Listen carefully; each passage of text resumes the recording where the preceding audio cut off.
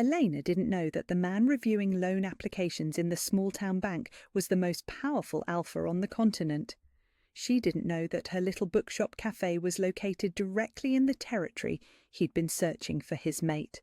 And she certainly didn't know that the moment she walked through those doors, her life of struggling alone was about to end forever.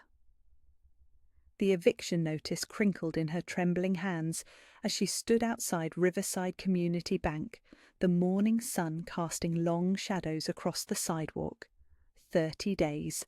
That's all she had left to save, between the lines. The bookshop cafe that had been her grandmother's dream, and her only remaining connection to family. Elena smoothed her borrowed dress, navy blue and slightly too large, borrowed from her neighbour, Mrs. Patterson, and clutched the manila folder containing her business plan against her chest like armour. She'd been rejected by 3 banks already. This was her last hope. The bell above the door chimed as she entered, and the familiar scent of old paper and coffee from her own cafe seemed to follow her inside, a reminder of everything she stood to lose. The bank lobby was small but pristine, all polished wood and brass fixtures that spoke of old money and established trust. Everything she wasn't. "I'm here about the loan application," she told the receptionist, her voice steadier than she felt. "Elena Martinez, I have an appointment." The woman's smile was professional but distant. "Of course, Mr. Blackthorne will see you now. Conference room at the end of the hall." Eleanor's heart sank. Another loan officer she didn't recognise, probably someone brought in specifically to handle the rejections. She walked down the narrow hallway on unsteady legs, her second-hand heels clicking against the polished floor. She knocked twice on the frosted glass door before pushing it open.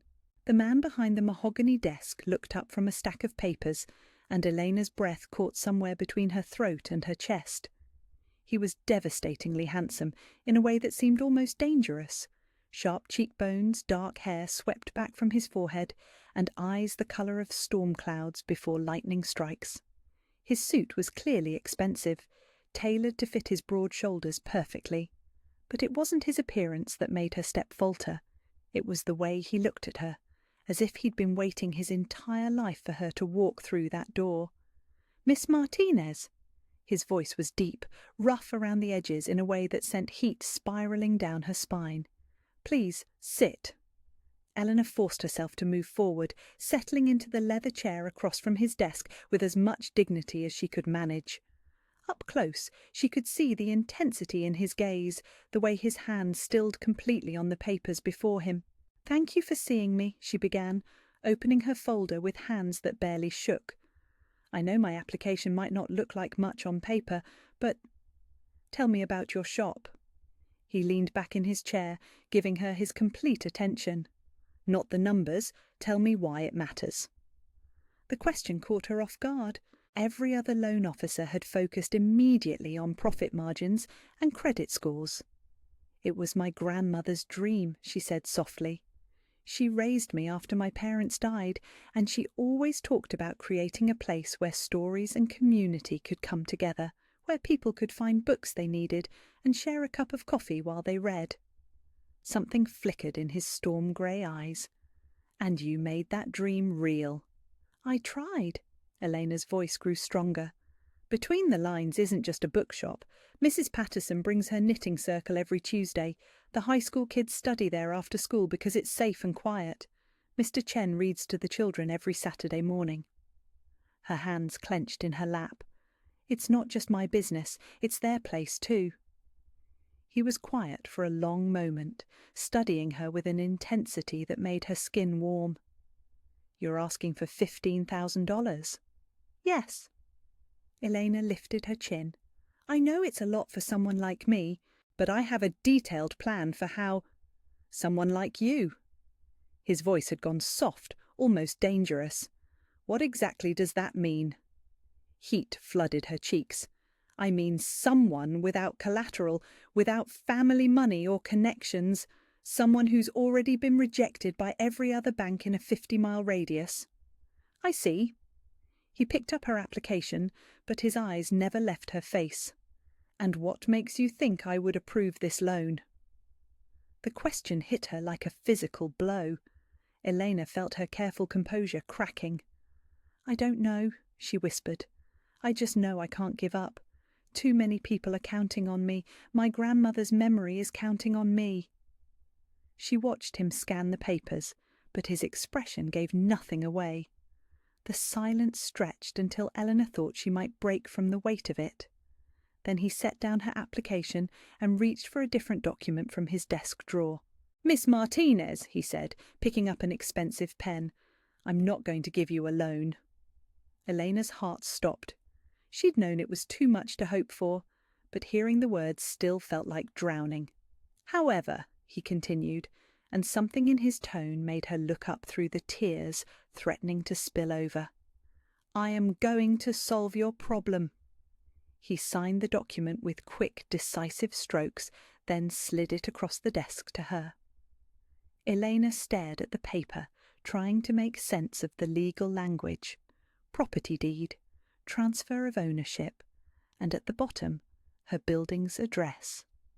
"I don't understand," she breathed. "It's yours," he said simply. "I bought it." The words hit her like thunder. "You bought my building?" "The bank owns the building your shop is in, correct? They're foreclosing in 30 days. He leaned forward, and she caught a scent like cedar and rain that made something deep in her chest pull tight. "Now I own it. The debt is forgiven. You'll never have to worry about rent or eviction again." Eleanor stared at him, her mind reeling. "But why? You don't even know me." His smile was small but devastating. "Don't I?" Something in the way he said it made her wolf stir for the first time in months, a flutter of recognition she didn't understand. The weak thing had been dormant so long she'd almost forgotten what it felt like to sense another shifter's presence. But this was more than presence. This was pull, power, something that called to every instinct she had. "I can't accept this," she said frantically. This is impossible. People don't just buy buildings for strangers." "They do, if they know a good investment when they see one." He stood, and Eleanor realized just how tall he was, how he seemed to fill the entire room with his presence. "Your shop matters to your community matters to me. But I don't even know your name." He came around the desk, and Elena's breath caught as he stopped just close enough that she had to tilt her head back to look at him. "Adrian," he said softly. "Adrian Blackthorne." The name hit her like ice water. Everyone in the Northern Territories knew that name. The Alpha King, who had united the fractured packs, who commanded loyalty from Alphas who had never bowed to anyone. Elena shot to her feet so quickly her chair nearly toppled. "You're—" "Yes, but you can't be here. You can't be. Why are you in a small-town bank? Why are you—" She gestured helplessly at the deed still lying on the desk. "Because," Adrian Blackthorne said, his storm-grey eyes never leaving hers, "sometimes the most important things happen in the most unexpected places." Elena stared at him, her heart hammering so hard she was sure he could hear it. The Alpha King. He had bought her building. He was standing close enough that she could feel the warmth radiating from his skin. "This doesn't make sense," she whispered. "Doesn't it?" His voice was gentle, patient. "You asked for help. I provided it. Simple." Simple. Nothing about this was simple. Elena looked down at the deed, then back at the man who had just changed her entire life with the stroke of a pen. The man who was looking at her like she was the answer to a question he'd been asking his whole life. "What happens now?" she asked. Adrian's smile was soft and devastating, and full of promises she didn't dare believe. "Now," he said, "we see what story comes next." Elena's legs gave out. She sank back into the leather chair, staring at the man who had just turned her world upside down with 4 simple words. "I bought it." Adrian Blackthorne, the Alpha King, had bought her building, had solved her impossible problem like it was nothing more than signing a grocery receipt. "This can't be happening," she whispered, her voice barely audible. You can't just... People don't just... Breathe. His voice was gentle, patient in a way that made something deep in her chest ache. You're safe. Safe. When had anyone last told her she was safe? When had anyone last meant it? I can't accept this. Eleanor forced herself to stand again, her hands shaking as she pushed the deed back across the desk toward him. I don't care who you are, I can't take charity. Adrian didn't touch the paper. Instead, he leaned back against the edge of his desk, crossing his arms over his chest.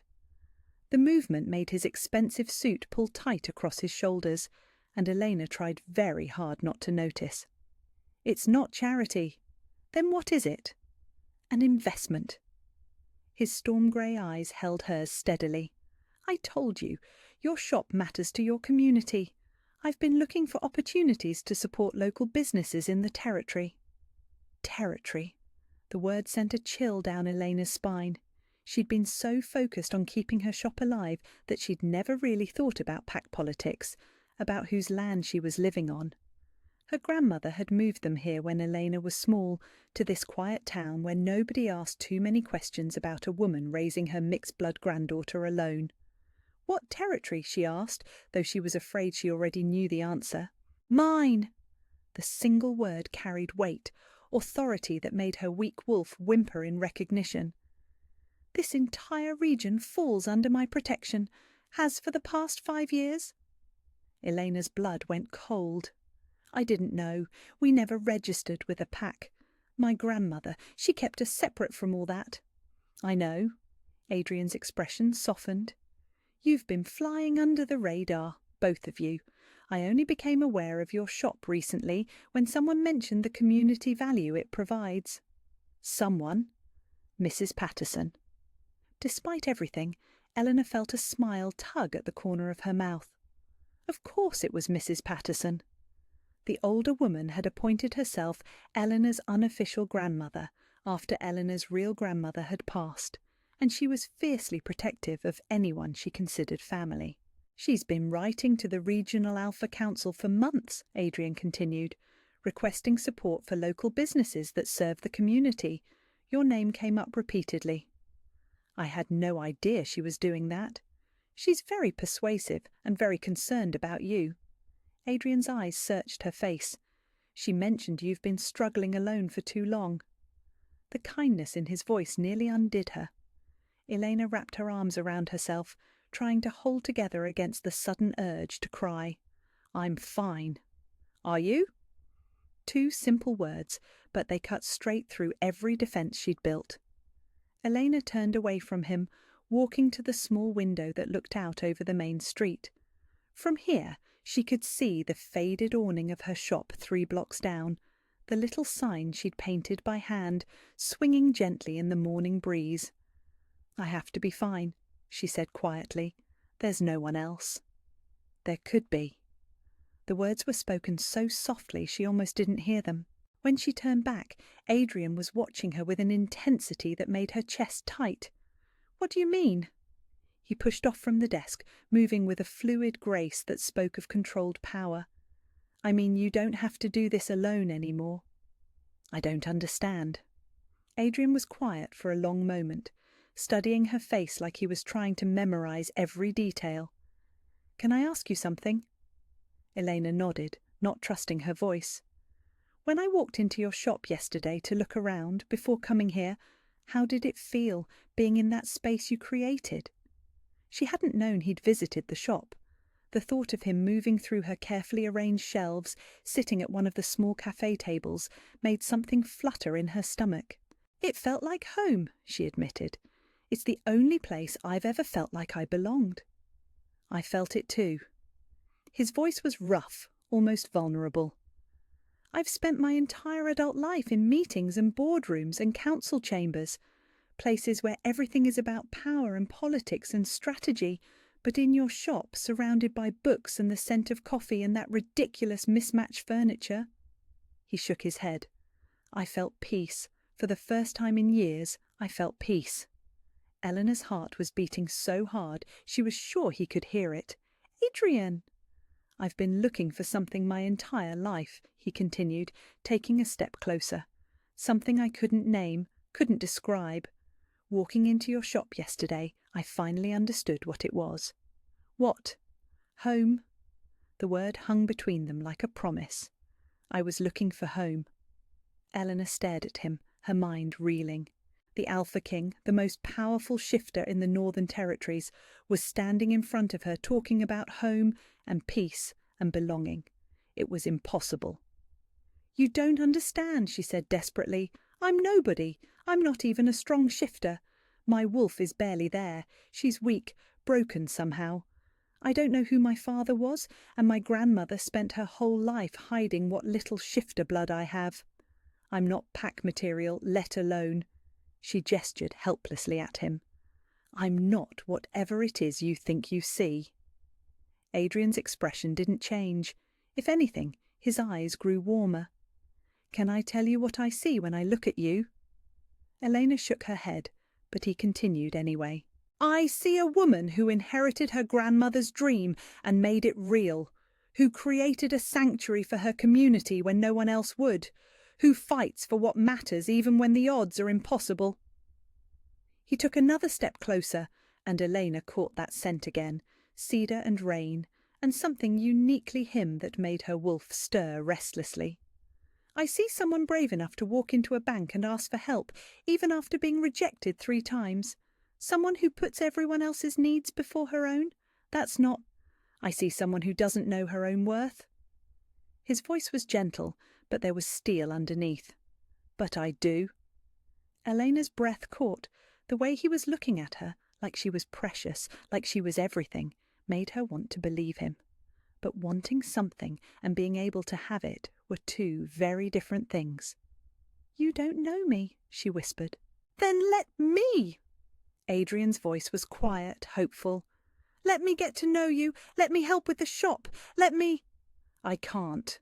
The words came out broken, desperate. "I can't owe you anything. I can't depend on anyone. Everyone I've ever loved has left, and I won't. I can't—" "Eleanor." He said her name like it was something precious. "Look at me." She didn't want to, but something in his tone compelled her to meet his eyes. "I'm not asking you to trust me right away," he said. "I'm not asking you to depend on me. I'm just asking you to let me help, as a member of your pack, if nothing else. I don't have a pack. You do now." Adrian's smile was small but devastating. "You're in my territory, under my protection. That makes you mine to care for, whether you like it or not." Mine. The word sent heat spiralling through her, and Elena saw something flicker in Adrian's eyes that suggested he'd noticed her reaction. "I don't know how to do this," she admitted. "Neither do I." His honesty surprised her. "I've never wanted to take care of anyone the way I want to take care of you. I've never felt—" He trailed off, shaking his head. "Felt what?" "Like I'd found something I didn't even know I was missing." Adrian's eyes held hers, steady and sure. "But I do know one thing. I'm not going anywhere. Whether you accept my help or not, whether you trust me or not, I'll be here, however long you need." Eleanor stared at him, her heart hammering against her ribs. Everything in her was screaming that this was too good to be true, that men like Adrian Blackthorne didn't fall into the lives of women like her. But the golden warmth spreading through her chest, where the bond was trying to form, whispered something different. It whispered home. "Okay," she said softly. "Okay." Adrian's smile was brilliant, transforming his entire face. "Okay? You can help with the shop." Eleanor lifted her chin, trying to find her footing again. "But this is a business arrangement, nothing more." "Of course." But the way he said it, the warmth in his eyes, suggested they both knew she was lying. "I mean it," Elena said, though she wasn't sure who she was trying to convince. "I know." Adrian moved back to his desk, giving her space to breathe. "Shall we start with a tour of what I just bought?" Despite everything, Eleanor felt a laugh bubble up in her chest. "You bought a building without even seeing it?" "I saw enough." His eyes found hers again, and the intensity there made her knees weak. "I saw what mattered." Elena looked down at the deed still lying on the mahogany desk, then back at the man who had just turned her world upside down with nothing more than kindness and an expensive pen. "All right," she said, surprising herself with how steady her voice sounded. "Let's go see your investment." Adrian's answering smile promised that this was only the beginning. The days that followed were a strange rhythm Eleanor had never experienced before. Adrian arrived at Between the Lines every morning at 7:30 sharp, carrying coffee from the diner down the street and wearing clothes that grew progressively less formal with each passing day. The expensive suits gave way to dark jeans and button-down shirts with the sleeves rolled up, revealing strong forearms that made Elena's concentration scatter whenever he reached for something on the high shelves. "You don't have to do this," she told him on the third morning, watching him examine the loose floorboard behind the poetry section that had been driving her crazy for months. "Do what?" He knelt down, testing the board with his hands. His fingers were long and capable, and Eleanor tried very hard not to notice how gently they moved across the old wood. "This," she gestured helplessly. "Manual labour, getting your hands dirty. You're the Alpha King." Adrian looked up at her, and the smile that spread across his face was soft and devastating. "Maybe that's exactly why I need to do this." He had tools the next day, good ones, the kind that spoke of quality and care. Elena watched him work with a fascination she couldn't hide, the way he approached each small repair with the same attention he probably gave to territorial negotiations. The loose floorboard became solid. The wobbly table in the cafe corner stopped rocking. The ancient coffee machine that had been making ominous grinding noises for weeks suddenly purred like a contented cat. "Where did you learn to do this?" Elena asked, perched on her favourite reading chair, while Adrian coaxed the temperamental overhead light in the children's section back to life. "My father." His voice was quiet, focused on his work. Before he became Alpha, he was a carpenter. He believed leaders should know how to build things, not just tear them down. Elena heard something in his tone, not quite sadness, but a careful distance that spoke of complicated grief. "Is he?" "He died when I was 22. Adrian's hands stilled for a moment on the light fixture.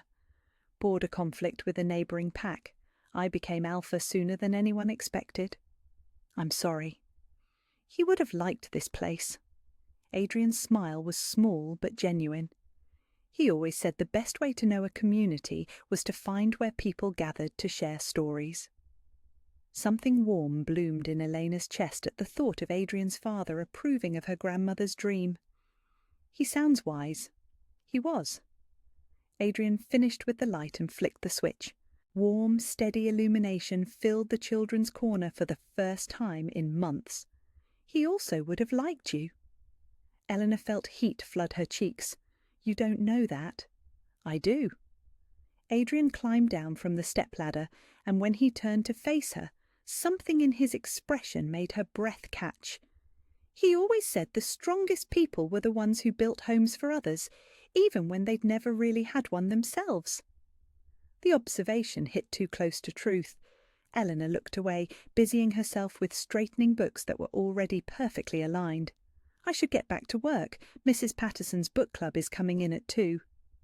But Adrian didn't move away. Instead, he leaned against the bookshelf, studying her with that intensity that made her feel exposed and cherished all at once.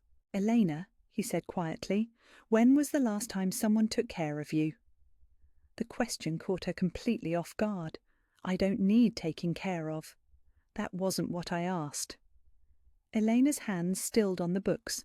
When was the last time? Her grandmother, maybe, in the months before she died. But even then, Eleanor had been the one making sure Grandmama took her medication, ate regular meals, got to her doctor's appointments. "I take care of myself," she said finally. "I know you do." Adrian's voice was gentle. "You're incredibly good at it, but that's still not what I asked." Elena felt something crack open in her chest, something she'd kept carefully locked away. "I don't remember."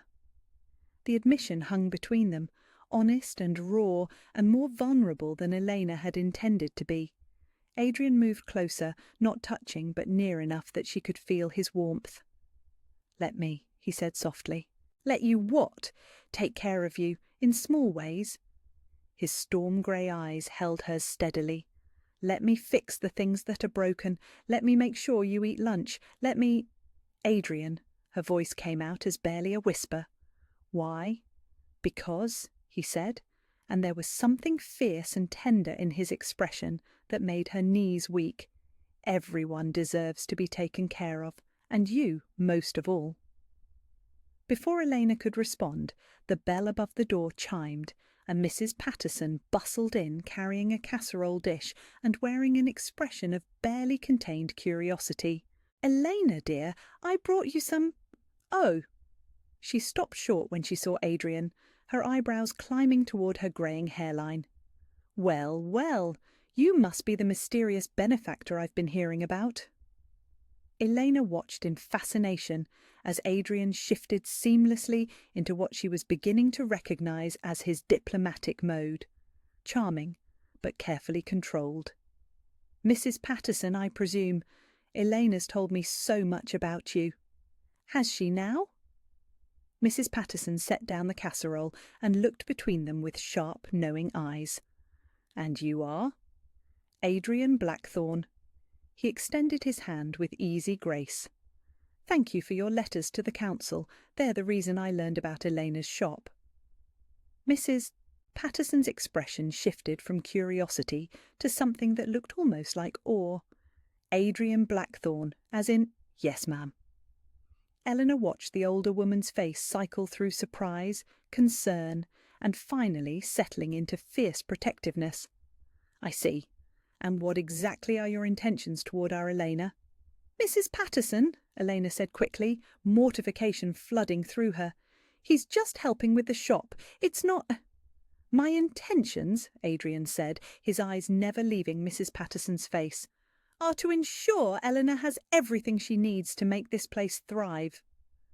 It wasn't a romantic declaration, but something in the way he said it made Eleanor's heart skip. Mrs. Patterson seemed to hear it too, because her expression softened slightly.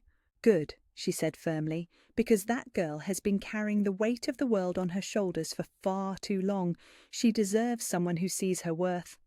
"I do," Adrian said simply, and the quiet certainty in his voice made Eleanor feel like she might stop breathing altogether. "Mrs." Patterson studied him for another long moment, then nodded. "Well then, I suppose you'll be joining us for book club this afternoon?" "I wouldn't want to intrude."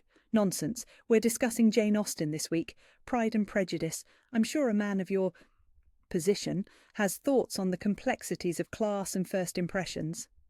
Eleanor bit back a laugh at the mischievous glint in the older woman's eyes. "Mrs. Patterson, you can't just conscript him into book club." "Why not? He's here every day anyway. Might as well make himself useful." She turned to Adrian with a sweet smile that didn't quite hide the steel underneath. "Unless you have somewhere more important to be?" Adrian's answering smile was genuine, transforming his entire face. "I can't think of anywhere I'd rather be." And that's how Elena found herself 2 hours later, watching the Alpha King debate the merits of Mr. Darcy's character development with 6 elderly women who had taken to him like he was their long-lost grandson. The man was insufferably proud, declared Mrs. Chen, waving her teacup for emphasis. Elizabeth was right to refuse him the first time. "But that's the point," Adrian countered, leaning forward in his chair with the same focus he'd probably brought to peace negotiations. Pride was his armour. When Elizabeth challenged it, she gave him the chance to become who he was meant to be.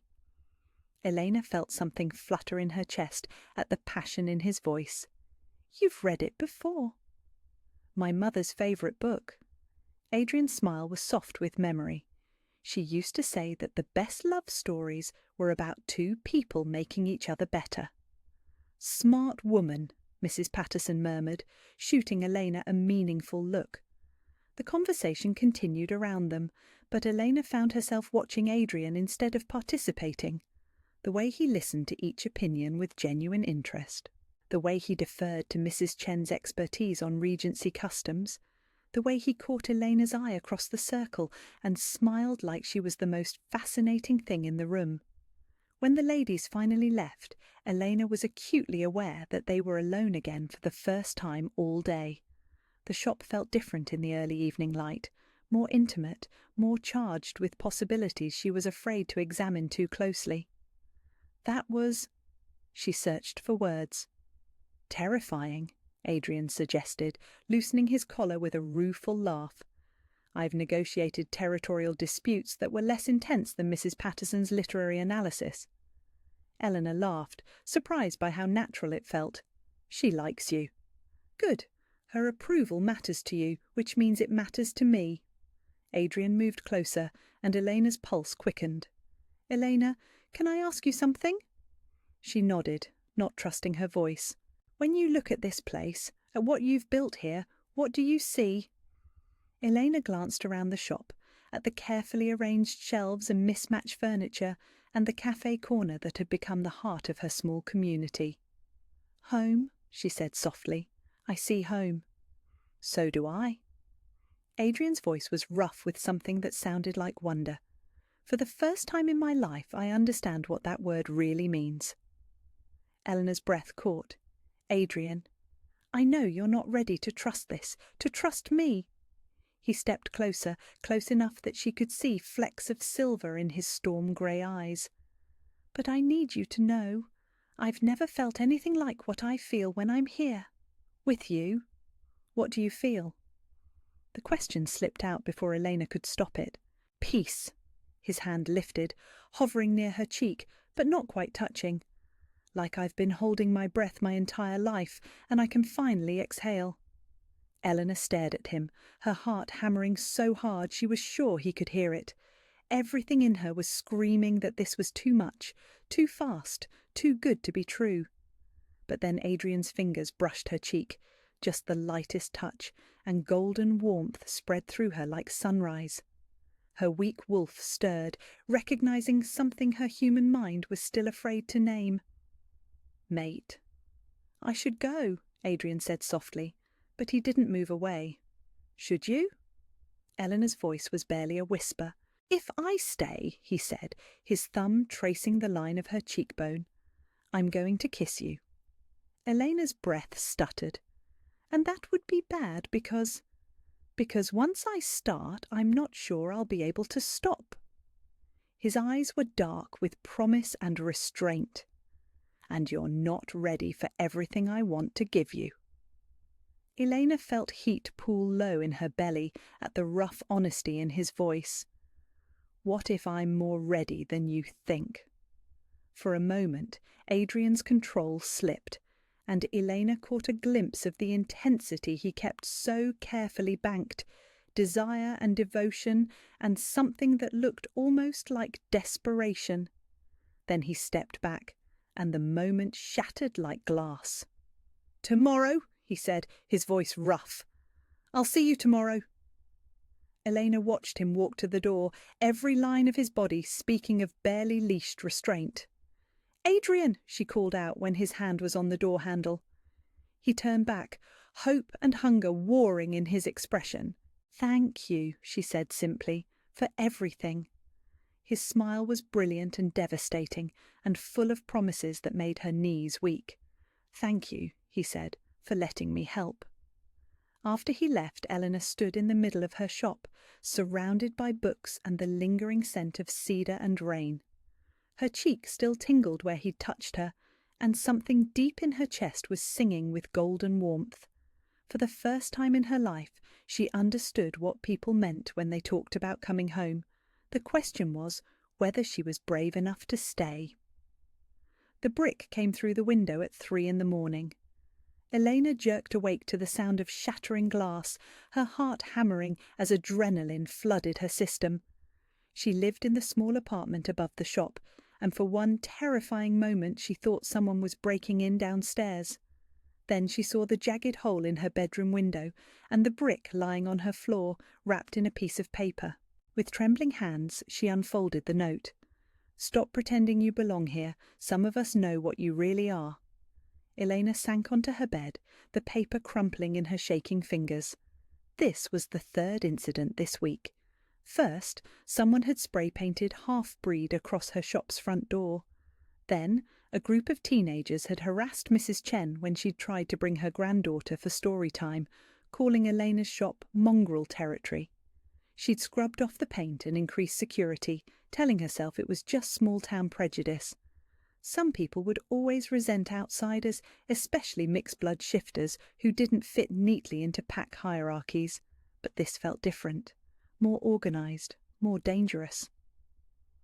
Elena wrapped a robe around herself and carefully swept up the glass, trying to ignore the way her hands wouldn't stop shaking. She'd dealt with prejudice before. She could handle this too. She had to. By morning, she'd boarded up the window and convinced herself she was overreacting. But when Adrian walked through the door at his usual time, carrying coffee and wearing a smile that faded the moment he saw her face, Elena knew she wasn't hiding her fear as well as she'd hoped. What happened? His voice was carefully controlled, but something dangerous flickered in his storm-grey eyes. Nothing. Eleanor forced a smile, busying herself with arranging books that were already perfectly ordered. Just a small accident with the window upstairs. Adrian set down the coffee and moved closer, and Eleanor realised too late that she'd forgotten about the small cut on her cheek from the flying glass. Eleanor? His voice was soft, but there was steel underneath. What happened? The gentleness in his tone nearly broke her. Elena looked up into his face, concerned and patient and utterly safe, and felt her careful composure crumble. "Someone threw a brick through my bedroom window last night." The words tumbled out in a rush. "There was a note. It said—" She swallowed hard. "It said I should stop pretending I belong here." Adrian went very, very still. When he spoke, his voice was deadly quiet. "Show me." Elena retrieved the crumpled note from behind the counter, watching Adrian's expression grow darker with each word he read. The temperature in the room seemed to drop 10 degrees. "This isn't the first incident." It wasn't a question. "No." Elena wrapped her arms around herself. "There have been a few things this week, graffiti mostly, some harassment of customers. I thought it would blow over." "You thought?" Adrian stopped, running a hand through his hair. "Elena, why didn't you tell me?" "Because it's not your problem."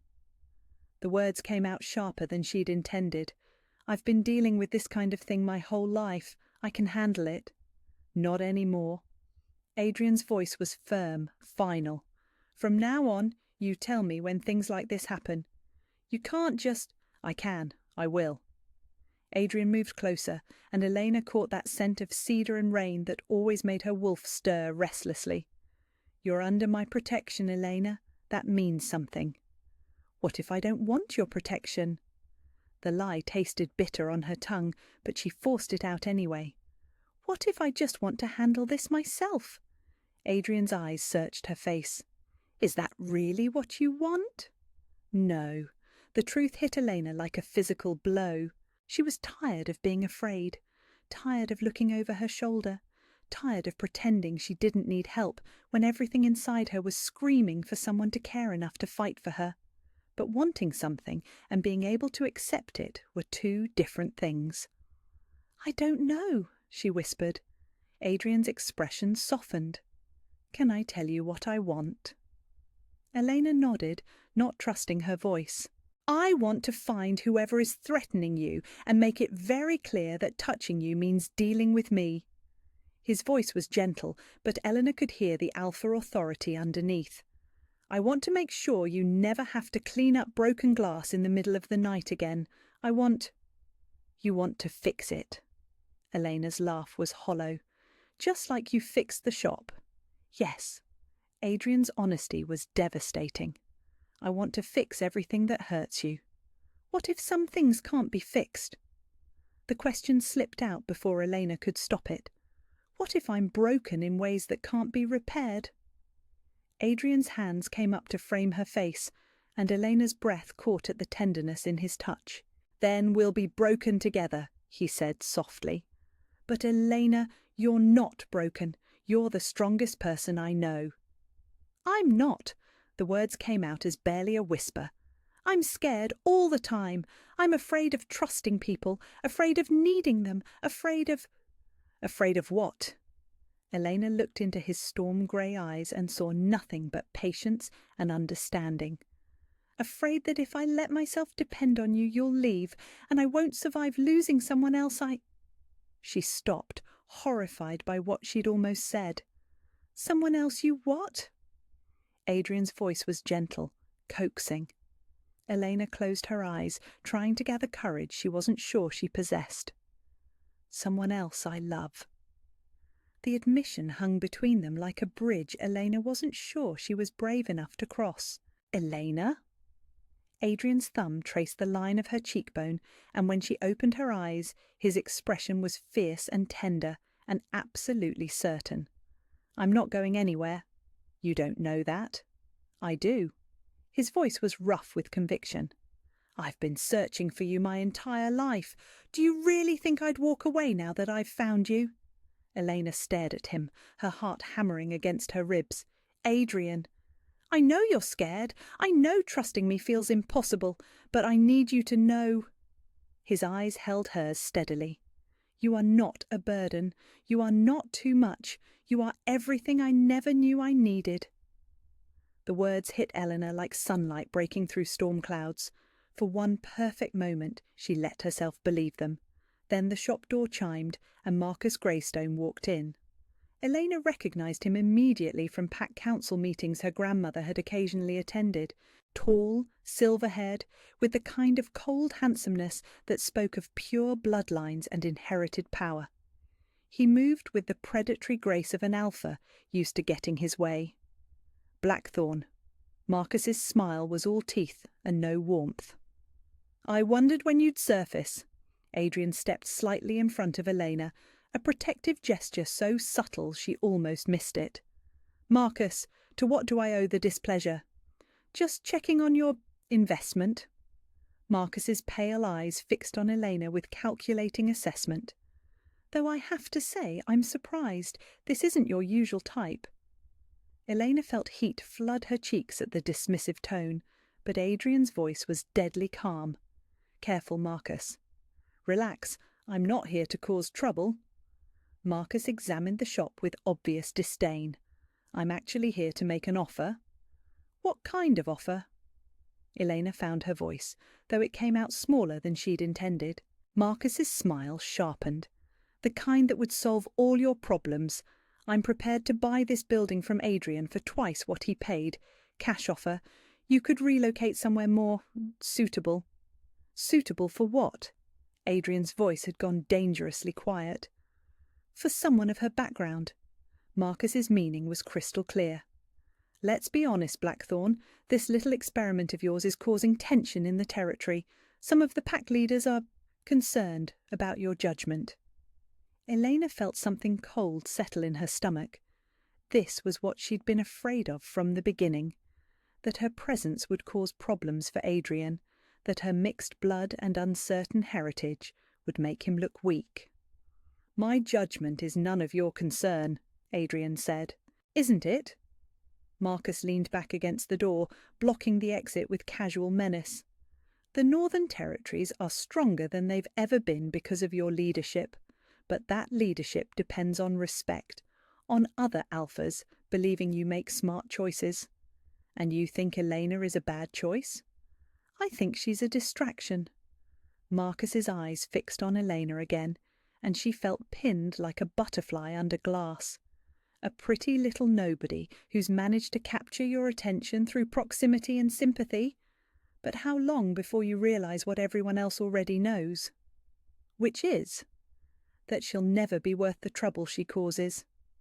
Marcus pushed off from the door, his smile cold and predatory. 3 days, Blackthorn. I'll give you 3 days to accept my offer before I take the matter to the Territorial Council. He left without another word, and Elena felt the bottom drop out of her world. "Elena." Adrian's voice was gentle, but she couldn't look at him. "He's right." The words tasted like ashes. "I am causing you problems." "No, you're not." Yes, I am. Elena forced herself to meet his eyes. And it's only going to get worse. How long before other pack leaders start questioning your judgment? How long before— Elena, stop! Adrian's hands came up to frame her face again. Marcus Greystone is a political opportunist who's been looking for ways to undermine my authority for years.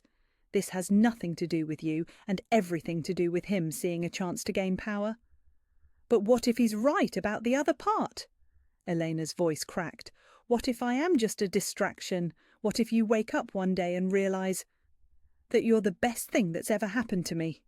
Adrian's voice was fierce. That you've given me something I never thought I could have, that I'd rather face every alpha in the territory than lose you? Elena stared at him, tears threatening to spill over. Adrian, I love you. The words were simple, devastating, absolute. I love your strength and your kindness and the way you make everyone around you feel like they matter. I love the home you've built here, and I love that you let me be part of it. Elena's breath caught. You love me. I love you. Adrian's smile was soft and certain. And I'm going to spend the rest of my life proving to you that you're worth fighting for. Eleanor felt something crack open in her chest, something that had been locked away for so long she'd forgotten it was there. Hope. I love you too, she whispered. Adrian's smile was brilliant, transforming his entire face. Then we'll face whatever comes next together.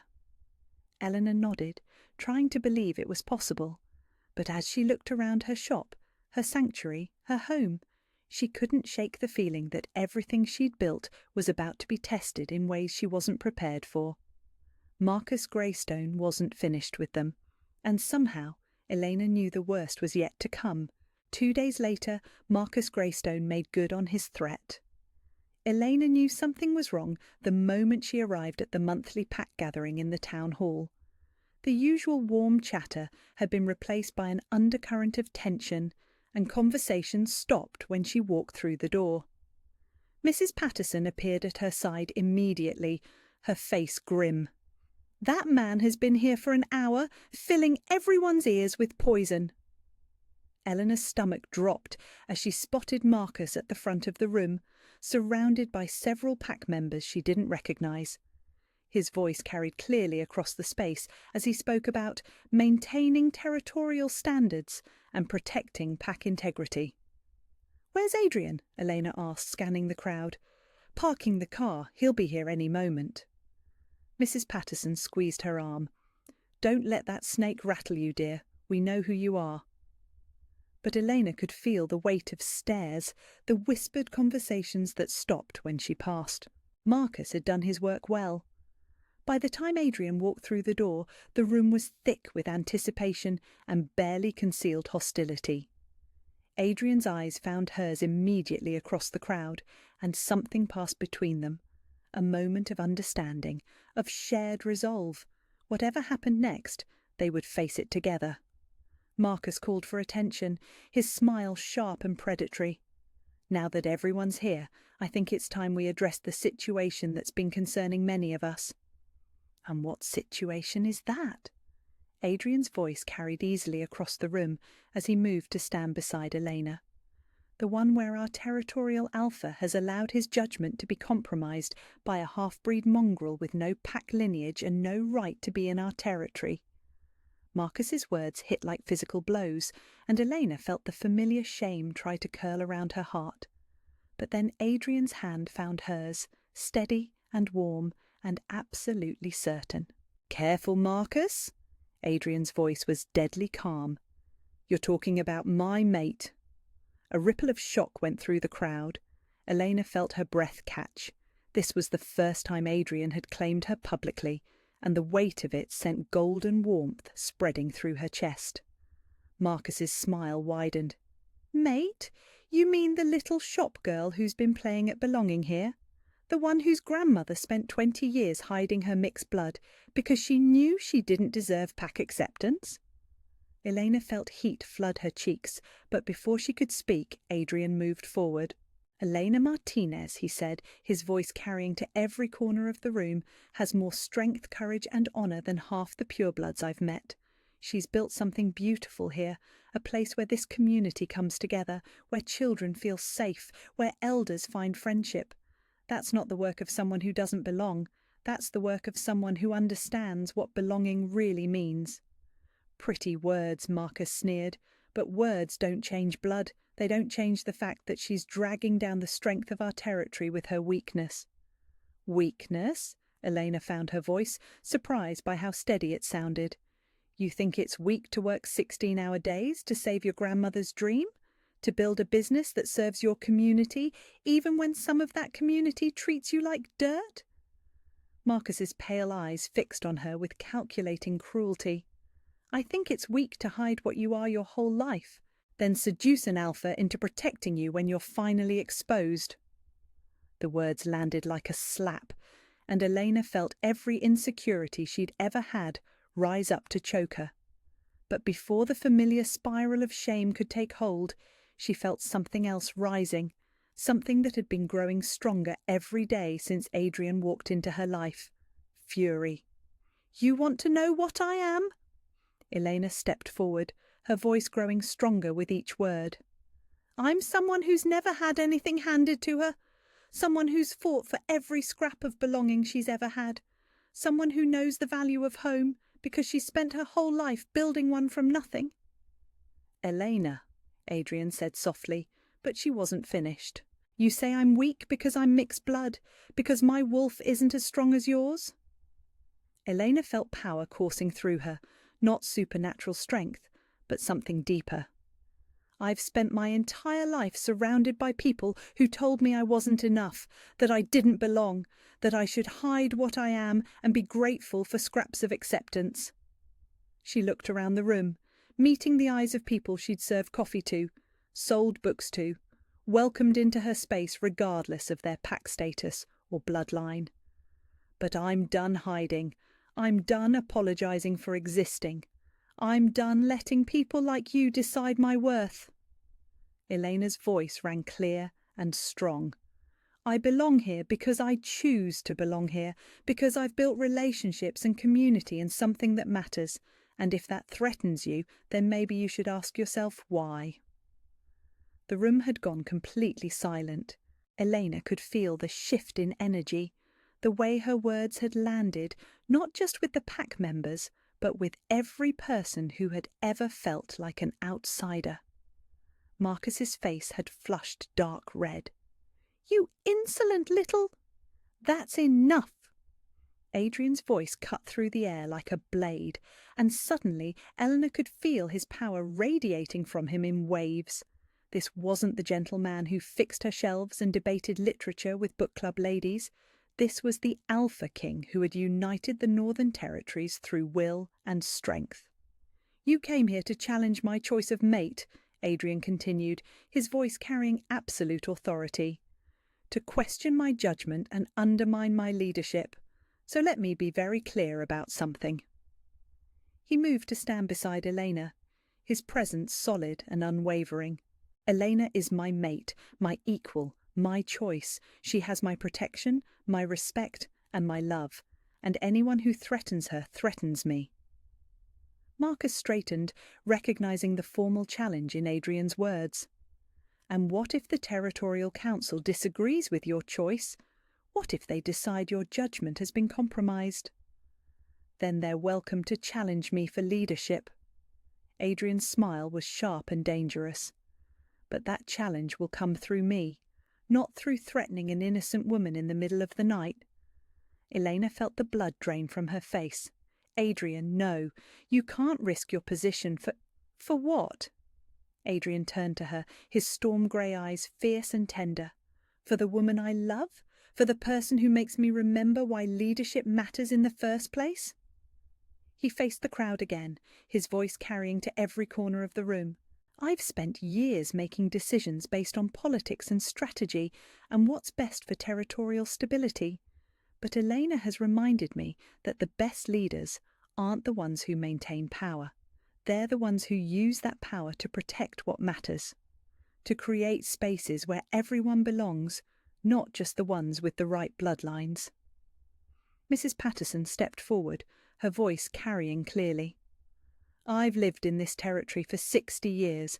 I've seen alphas come and go, and I can tell you that Elena Martinez has done more for this community in 3 years than most leaders do in a lifetime. She's earned her place here. One by one, other voices joined in. Mr. Chen talking about how Elena had helped his granddaughter learn to read. The teenager whose mother had died, who'd found comfort in the quiet corners of the bookshop. The elderly widower who'd found friendship over coffee and conversation. Elena felt tears threatening as person after person stood up to speak for her, not because of her bloodline or her connection to Adrian, but because of who she was and what she'd built. Marcus's face had gone from red to pale as he realized the tide had turned against him. This is ridiculous! You're all being manipulated by someone who saw us as worth caring about. Mrs. Patterson's voice was steel wrapped in silk. By someone who created a place where we all feel welcome? Marcus Greystone, you've shown your true colours tonight, and they're not very pretty. Adrian stepped forward, and Eleanor could feel the alpha power rolling off him in waves. Marcus, you have 2 choices. You can apologise to Elena and leave this territory peacefully, or you can face the consequences of threatening my mate. For a moment, Marcus looked like he might fight. Elena held her breath, aware that this moment would determine not just her future, but Adrian's leadership and the stability of the territory. Then Marcus's gaze swept the room, taking in the faces of pack members who had clearly chosen their side, and his shoulders sagged in defeat. This isn't over, he said, but the threat sounded hollow. Yes, Adrian replied quietly. It is. Marcus left without another word, and Eleanor felt something loosen in her chest that had been tight for so long she'd forgotten what it felt like to breathe freely. The crowd began to disperse, but not before dozens of people stopped to tell Elena they were glad she was staying, that the shop meant something to them, that they were proud to call her pack. Finally, Eleanor and Adrian were alone in the empty hall. Are you okay? Adrian asked softly, his hands coming up to frame her face. Elena looked into his storm-grey eyes and saw love and pride and absolute certainty. I think so. Are you? What you risked tonight wasn't a risk. Adrian's smile was gentle and devastating. Elena, don't you understand? You didn't threaten my leadership tonight. You proved why it matters. I don't understand. A leader who can't protect the people he loves isn't worth following. But more than that, you showed everyone in that room what real strength looks like. Not the strength that comes from bloodlines or power, but the strength that comes from building something meaningful and defending it. Elena felt tears spill over, but for the first time in her life they were tears of joy. I love you, she whispered. I love you too. Adrian's hands were gentle as he wiped away her tears. And I have something for you. What? Adrian reached into his jacket and pulled out a small velvet box. Elena's breath caught as he dropped to one knee in the middle of the empty town hall. Elena Martinez, he said, his voice rough with emotion. You've given me a home, a purpose, a reason to be not just a stronger leader, but a better man. Will you let me spend the rest of my life proving that you are the most precious thing in my world? Elena stared down at him, this powerful, incredible man who had chosen her, fought for her, loved her exactly as she was. Yes, she breathed. Yes, of course, yes. Adrian's smile was brilliant as he slipped the ring onto her finger, a simple band with a stone that caught the light like captured starfire. When he stood and kissed her, Eleanor felt something click into place in her chest. The golden warmth she'd been feeling for weeks blazed into something brilliant and unbreakable. The bond. Complete. Perfect. Home. What happens now? She asked against his lips. Now, Adrian said, his eyes bright with love and possibility, we build the rest of our story together. 3 months later, Elena woke to the scent of coffee and something that smelled suspiciously like burned pancakes. She found Adrian in the small kitchen of their apartment above the shop, standing over the stove with a look of intense concentration that he usually reserved for territorial negotiations. His hair was mussed from sleep, and he was wearing the old university T-shirt that had become her favourite sight in the world. "Please tell me you're not trying to cook breakfast again," Elena said, wrapping her arms around his waist from behind. "I'm not trying to cook breakfast," Adrian replied solemnly. "Good. I'm succeeding at cooking breakfast." He turned in her arms, his storm-grey eyes bright with mischief. "Eventually." Eleanor looked over his shoulder at the perfectly golden pancakes stacked on a plate, then at the single burned one he was apparently using for practice. "You've been getting up early to perfect your pancake technique, haven't you?" Adrian's smile was soft and slightly embarrassed. "Mrs. Patterson may have given me some lessons. She said it was important for a proper husband to be able to make his wife breakfast." Husband! The word still sent golden warmth spreading through Elena's chest. They'd been married 2 weeks ago in a ceremony that had perfectly blended royal tradition with small-town intimacy, held in the shop surrounded by books and flowers, with Mrs. Patterson crying happy tears and half the territory in attendance.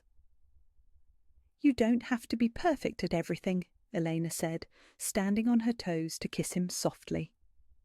"I want to be perfect for you."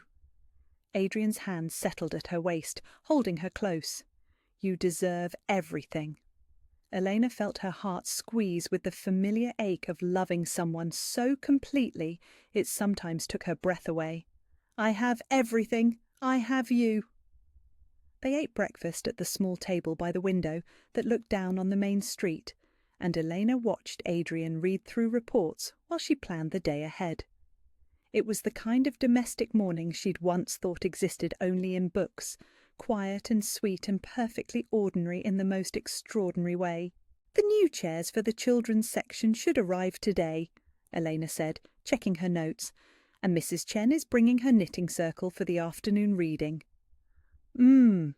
Adrian looked up from his papers, and Elena caught the familiar flash of heat in his eyes that meant he was thinking about things that had nothing to do with furniture or knitting circles. "What time do they usually leave?" "Adrian Blackthorne, you are not seducing me in the bookshop again." "I wasn't planning to seduce you in the bookshop." His smile was pure innocence. "I was planning to seduce you upstairs after we closed the bookshop." Elena laughed, amazed at how easy happiness had become. "You're impossible." "I'm in love." Adrian reached across the table to take her hand, his thumb tracing the simple wedding band that matched his own. "There's a difference." Elena was about to respond when they heard voices from downstairs, the familiar sound of early customers who knew Elena usually opened the shop informally before the official hours. "Duty calls," she said, but Adrian didn't release her hand. "Elena?" His voice was serious now, thoughtful. "Are you happy?" The question caught her off guard. "What do you mean?" "I mean exactly what I asked. Are you happy? Not grateful? Not content? Happy." Elena studied his face, seeing the vulnerability he still sometimes showed when he wasn't sure he was enough for her. 3 months of marriage hadn't quite erased his need for reassurance that she'd chosen him as much as he'd chosen her.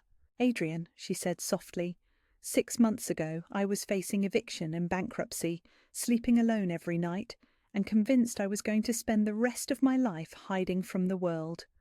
Now I wake up next to the love of my life in an apartment above a thriving bookshop in a community where I actually belong." She stood and moved around the table to settle in his lap, her arms looping around his neck. "I'm not just happy," she continued, her voice rough with emotion. "I'm so happy I sometimes don't recognize my own life.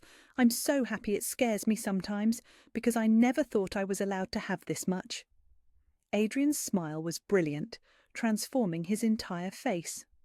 "Good, because I plan to spend the next 50 years making you even happier." "Only 50 years?" Elena raised an eyebrow. Well, I figured we'd renegotiate after that. See if you still want to keep me around. Elena kissed him deeply, pouring all her love and gratitude and absolute certainty into the connection between them. When they broke apart, both of them were breathing hard. "I'll always want to keep you around," she whispered against his lips. "Promise? Promise." They made their way downstairs together, and Elena felt the familiar rush of pride as she looked around the transformed shop. The new children's section with its colourful chairs and improved lighting, the expanded cafe area where PAC members gathered for morning coffee and evening book discussions, the small stage they'd added for readings and community events. But more than the physical changes, Elena could feel the difference in the energy of the space. Where once it had been a quiet refuge for the lonely and displaced, it had become the beating heart of a community. PAC members brought their children for story time. Teenagers did homework at the cafe tables under Elena's watchful eye. Elderly couples shared quiet conversations over tea and familiar books. "Good morning, Luna," called Mr. Patterson as he entered with his usual punctuality. "The usual table ready?" Elena still felt a small thrill at the title. Luna. It had taken weeks for her to stop feeling like she was playing dress-up when people used it, but gradually she'd come to understand that leadership wasn't about being born to it. It was about earning it through service and care. "Of course," Elena replied, gesturing toward the corner table by the window that had become his regular spot.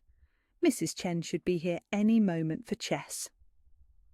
As if summoned by her words, the older woman appeared in the doorway, carrying her worn chess set and wearing a smile that had become as familiar as family. Elena moved through the morning with the easy rhythm she'd developed over the past months.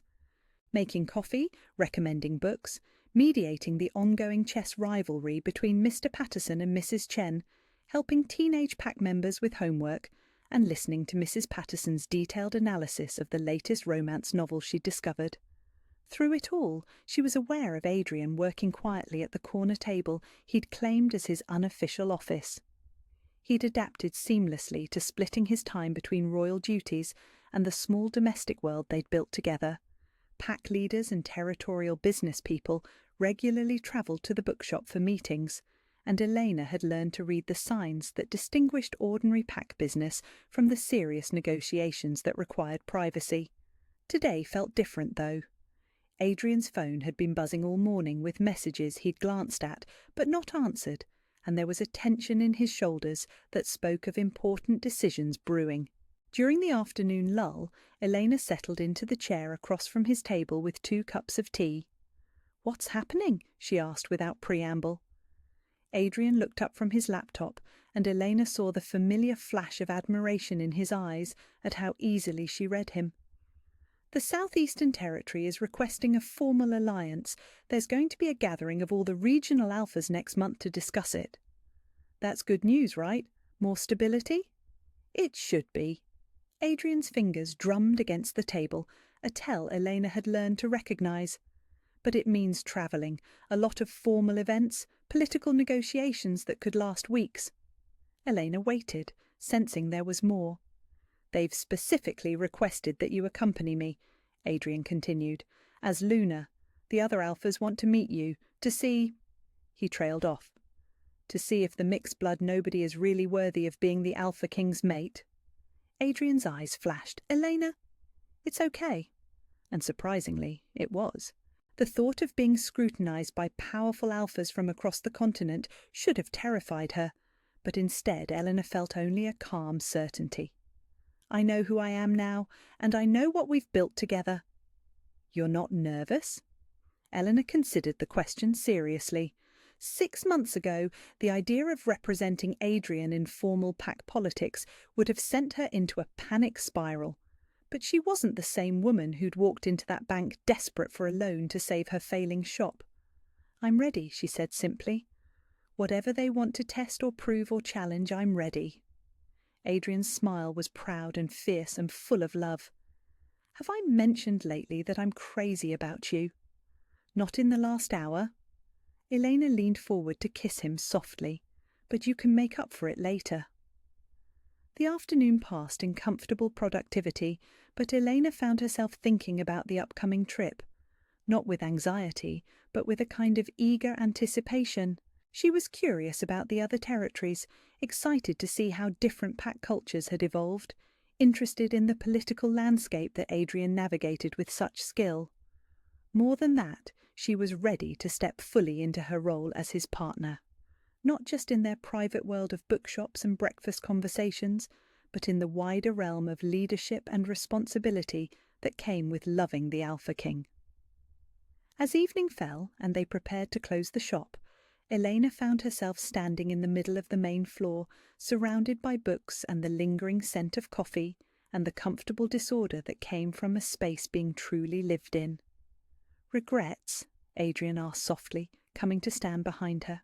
Elena leaned back against his solid warmth, letting her eyes drift over the life they'd built together. "Not one. Even though your quiet little bookshop life is about to become a lot more complicated." Elena turned in his arms, looking up into the storm-grey eyes that had become her anchor and her home. "Adrian, my life stopped being quiet the moment you walked through that door, and I wouldn't change a single thing about the complication you brought with you. Not even the territorial politics and formal dinners and pack leaders who think they know better than you do. Especially not those things." Elena's smile was fierce and certain. "Because all of that comes with you, and you, Adrian Blackthorne, are worth every challenge, every complication, every moment of fear or doubt or uncertainty." Adrian's arms tightened around her. "I love you. I love you too." Elena stood on her toes to kiss him, soft and deep and full of promise. "Now come on, let's go home." They walked upstairs together, and as Elena turned off the lights and locked the door behind them, she caught sight of their reflection in the shop window. Adrian tall and strong beside her, her hand secure in his, both of them looking like exactly what they were, two people who'd found their home in each other. The shop would be here tomorrow, and the day after that, and for all the tomorrows to come. A sanctuary they'd built together, a community they'd nurtured, a legacy that would endure long after their own story was complete. But tonight they had each other. They had the quiet domestic joy of shared meals and comfortable silences, and the kind of love that had transformed them both into better versions of themselves. Where are you listening from? I love hearing about the bookshops and coffee places that feel like home to you. Let's meet in the comments, and if you'd like to support me, please subscribe. It's free and helps more people find these stories of love and belonging.